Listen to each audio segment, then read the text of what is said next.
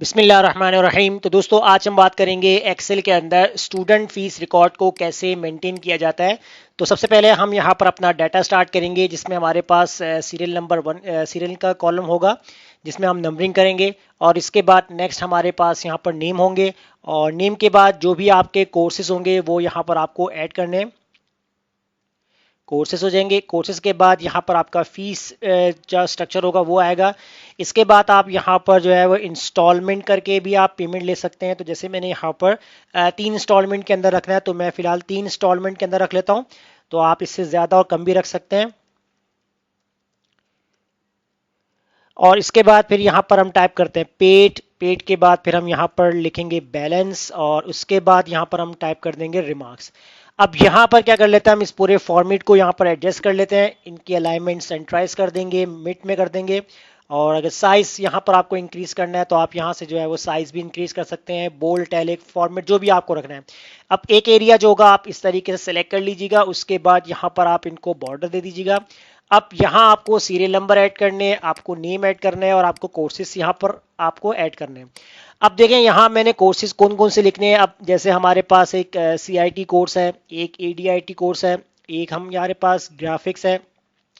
इसके बाद हमारे पास एक है वेब डिजाइनिंग का कोर्स कर लेते हैं। यहाँ पर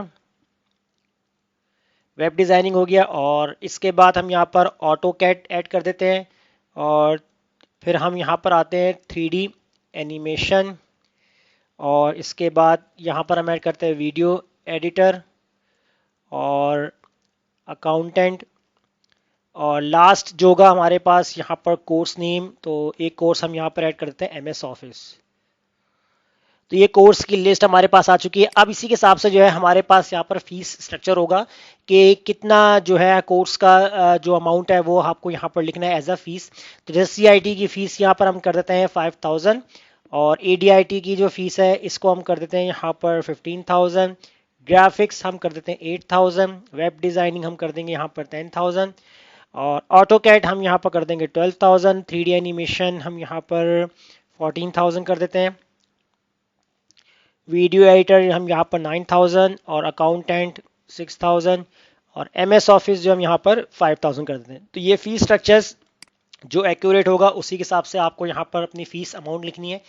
इसको हम चेंज करेंगे यहाँ पर कॉमा वैल्यू के अंदर। अब देखते हैं हमारी इंस्टॉलमेंट। तो इंस्टॉलमेंट के अकॉर्डिंग जो है वो कितनी कितनी इंस्टॉलमेंट पे कर रहा है हमारा जो स्टूडेंट होगा। तो स्टूडेंट्स के नेम यहाँ पर आएंगे। तो यहाँ पर मैं फरहान नाम लिख लेता हूँ, दानिश, सलमान, अहमद और इसके बाद यहाँ पर हम लिख लेते हैं रमीस और इजाज। तो फिलहाल अभी हम कुछ स्टूडेंट्स के नाम लिखते हैं। अब इनकी इंस्टॉलमेंट फीस वाइज होगी। जैसे कि यहाँ पर फर्स्ट जो इंस्टॉलमेंट है वो 1000 रुपये पे कर दिए। इसके बाद सेकंड इंस्टॉलमेंट के ऊपर भी 1000 रुपीज़ है। अब थर्ड इंस्टॉलमेंट के ऊपर भी यहाँ पर इसने 1000 पे किए। अब बात करेंगे यहाँ पर पेड के, इसने जो भी हमारा स्टूडेंट है तो इसने कितनी पेड कर दी है, तो उसको आप यहाँ पर कैसे सॉल्व करेंगे। तो पेड के लिए जो है आपको यहाँ पर सिंपली फॉर्मूला लगाना है, आपने इक्वल लगाना है, इफ का फॉर्मूला आपको टाइप करना है। अब सबसे पहले जो है आप अपने नेम वाला जो है वो सेल यहाँ पर आपको सिलेक्ट करना है। अगर ये सेल आपका बराबर होता है ब्लैंक के तो आपके पास क्या आ जाए, आपके पास ब्लैंक ही आए, कॉमा लगाकर ब्लैंक ही आए। तो ये आपके पास कंडीशन आपको इस तरीके से बनानी है, फिर कॉमा लगाएंगे। और फॉल्स के अंदर आपको यहाँ पर सबसे पहले करना क्या है कि आप यहाँ पर अपनी इंस्टॉलमेंट का टोटल निकालेंगे। तो आपने यहाँ पर सम का फॉर्मूला लगाना है। नंबर 1 के अंदर आपने जो सिलेक्शन बनानी इस तरीके से, तीनों इंस्टॉलमेंट को आपने सेलेक्ट करना है, ब्रैकेट क्लोज करना है और एक और ब्रैकेट आपने क्लोज कर देना है। अब एंटर कर देंगे यहाँ पर। अब देखिए फाइनली हमारे पास पेड जो अमाउंट है वो कितना आ रहा है, 3000 हमारा पेड अमाउंट आ रहा है। तो अभी हमने यहाँ पर जस्ट पेड अमाउंट कैलकुलेट किए। अब हम क्या कर लेते हैं, यहाँ पर बैलेंस के ऊपर आते हैं कि अब कितना बैलेंस बाकी रह गया, तो उसको भी यहाँ पर आप कैलकुलेट करेंगे। आपने यहाँ पर इक्वल लगाया, इफ का फॉर्मूला आप राइट डाउन करेंगे और सबसे पहले आप दोबारा से नेम वाले सेल को सिलेक्ट करेंगे। अगर ये सेल बराबर होता है ब्लैंक के, कॉमा, तो आपके पास ब्लैंक का है, कॉमा लगा देंगे। उसके बाद आपको यहाँ पर ब्रैकेट ओपन करना है और यहाँ पर आपको फॉल्स वैल्यू के अंदर जो आपने टाइप करना है, जो आपकी फीस है इसको आपने सेलेक्ट करना है। उसके बाद आप इसको माइनस कर देंगे जितना आपको पेड किया गया इस वाले सेल के साथ। ब्रैकेट क्लोज करेंगे, एक और ब्रैकेट क्लोज कर देंगे और एंटर कर देंगे। अब देखिए बैलेंस हमें क्या बता रहा है यहाँ पर कि बैलेंस है इसका 2000। अब इसके बाद इसके रिमार्क्स क्या होने चाहिए, रिमार्क्स कह लें या आपका स्टेटस कह लें। तो रिमार्क्स के लिए आपको यहाँ पर फॉर्मूला अप्लाई करना है, आप इक्वल लगाएंगे इफ कंडीशन फॉर्मूला राइट करेंगे।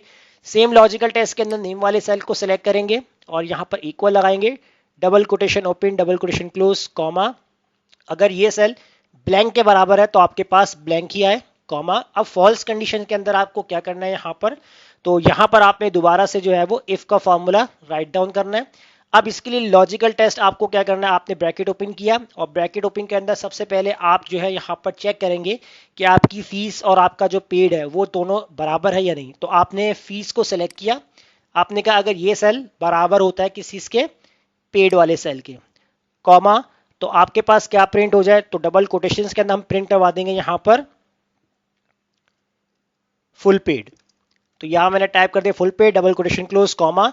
अदरवाइज आपको यहां पर क्या प्रिंट करवाना है, तो मैं यहां पर लिख दूंगा डबल कोटेशंस के अंदर ड्यूज पेंडिंग और double quotation close bracket close, एक और ब्रैकेट क्लोज कर दूंगा। तो ये डबल ब्रैकेट आपने क्लोज करने हैं। उसके बाद आप यहां पर करेंगे इंटर। जैसे आप इंटर करेंगे तो देखिए यहां पर आपके पास क्या लिखा हुआ आ रहा है, ड्यूज पेंडिंग। इसका मतलब है कि 5000 कोर्स की फीस है आपकी, 3 इंस्टॉलमेंट आपने क्लियर किए हैं, तो टोटल पेड आपने 3000 आपने पेड कर दिए, बैलेंस आपका 2000 है और आपके जो है वो ड्यूज पेंडिंग है अभी। अब अगर यहाँ पर थर्ड इंस्टॉलमेंट जो है यहाँ पर 3000 अगर पेड करता है हमें, तो हम यहां पर चेक कर सकते हैं कि टोटल पेड कितनी आ रही है, 5000 आ रही है, बैलेंस इसका 0 बता रहा है। और अब आप रिमार्क्स में भी देख सकते हैं यहां पर आपको क्या शो करवा रहा है, फुल पेड, यानी कि ये जो हमारे पास स्टूडेंट है इसकी टोटल फीस जो है वो हमारे पास कंप्लीट हो चुकी है। इसी तरीके से यहां पर आप इस फॉर्मूले को ड्रैग करते हैं, ड्रैग कर लीजिएगा इस तरीके से, और यहां से भी जो है इन फॉर्मूले को आपने ड्रैग कर लेना है। और ये जो इस तरीके से एरर आ रहे हैं इनको सिलेक्ट करके यहां से जो है आपने इनको इग्नोर कर देना है, इग्नोर कर देंगे। अब देखिए यहां पर जैसे ही आपके पास नेक्स्ट जो आपके पास स्टूडेंट है इसकी अगर हम फर्स्ट इंस्टॉलमेंट चेक करते हैं, तो अगर फर्स्ट इंस्टॉलमेंट 4000 पे कर दिया है तो ये देखिए ऑटोमेटिकली आगे अपडेट हो रहा है। इसके बाद नेक्स्ट इंस्टॉलमेंट 5000 पेड कर दिया है, और थर्ड जो लास्ट इंस्टॉलमेंट है अगर यहाँ पर 2000 पेड हो रहा है, तो देखिए यहाँ पर क्या हुआ कि बैलेंस टोटल पेड जो है वो आपकी 11000 आ गई है, बैलेंस आपका 4000 है। तो यहाँ पर आपके पास क्या लिखा हुआ आ रहा है, ड्यूज पेंडिंग लिखा हुआ आ रहा है। अब देखिए यहाँ पर ड्यूज पेंडिंग लिखा हुआ आ रहा है कि इसको भी अगर आपको हाईलाइट करवाना तो आप हाईलाइट कर सकते हैं। जैसे कि आपने इस पूरे कॉलम को सिलेक्ट किया और उसके बाद कंडीशनल फॉर्मेटिंग में जाएंगे, यहाँ पर आप हाईलाइट सेलुलर में जाएंगे और यहाँ से आप चलाएंगे टेक्स्ट दैट कंटेंट, इसके ऊपर आपने क्लिक करना है। तो पहले आप देख लीजिएगा आपको किसके लिए काम करना है। तो मैं अगर यहाँ पर टाइप करता हूँ फुल पेड, तो फुल पेड पे आपके पास क्या होना चाहिए, तो यहां पर मैं ग्रीन कलर सेलेक्ट कर लेता हूं और इसको मैं कर दूंगा ओके।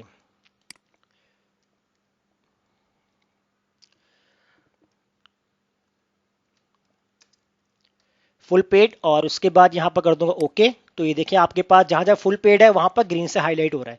इस तरीके से अगर आपको यहां पर अनपेड यानी कि ड्यूज पेंडिंग वाले पे करना है, तो आप यहां पर जो है वो इस तरीके से ड्यूज पेंडिंग और इसके बाद रेड से आपको हाईलाइट करना है तो आप उसको ओके कर दीजिएगा। तो देखिए रेड से हाईलाइट हो गया।